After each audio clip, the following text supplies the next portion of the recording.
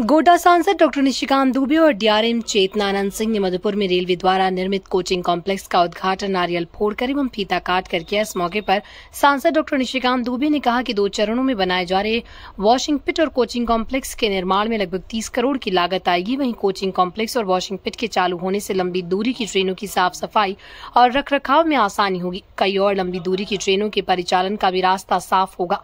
अमृत भारत योजना के तहत किए जा रहे विकास के कई कार्य मधुपुर और देवघर में किए जा रहे हैं। जल्दी जसीडीह में भी वॉशिंग पिट एवं कोचिंग कॉम्प्लेक्स का उद्घाटन किया जाएगा। इस मौके पर भाजपा के नेता सहित आसनसोल रेल मंडल के वरिष्ठ अधिकारी एवं कर्मी मौजूद रहे। मधुपुर से इम्तियाज अंसारी की रिपोर्ट।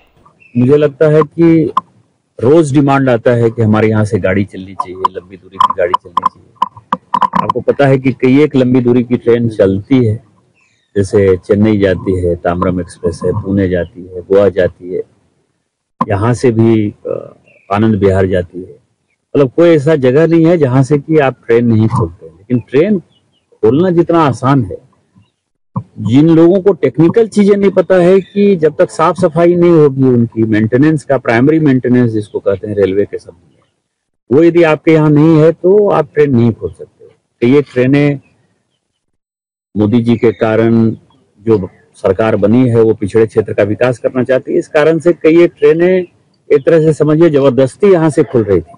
और उसमें जो आसनसोल डिवीजन है उसके डीआरएम साहब अभी चेतनानंद जी हैं, इन लोगों का बहुत बड़ा योगदान है। योगदान ये है कि ट्रेन हो गया, हमने इनसे बात की, उन्होंने कहा कि नहीं किसी तरह से कर लेंगे, क्योंकि डीआरएम की एक बड़ी भूमिका होती है। तो पिछले 2 साल में आपने देखा होगा कि जरूरत से ज्यादा यहाँ से ट्रेनें खुली, उसमें डीआरएम साहब का बड़ा रोल रहा। और हमारे एमपी बनने के पहले आज भी मैंने लिखा है कि पूरी बैद्यनाथ धाम एक्सप्रेस था, बैद्यनाथ धाम से चलना था, लेकिन वो पटना से खुली। पटना से इसीलिए खुली कि यहाँ मेंटेनेंस का कोई साधन ही नहीं था।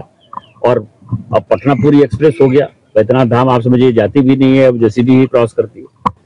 तो इन सभी को देखते हुए पिछले 4-5 साल से लगातार जो हम प्रयास कर रहे थे, उस प्रयास में जब आसनसोल डिवीजन में अच्छे अफसर आ गए, डीआरएम साहब, अब इनका भी 2 साल पूरा होने वाला है, लेकिन इनके रहते रहते एक बड़ा काम हो गया कि ये वॉशिंग पिट हो गया। ये वॉशिंग पिट में टोटल 30 करोड़ रुपया खर्चा हुआ है।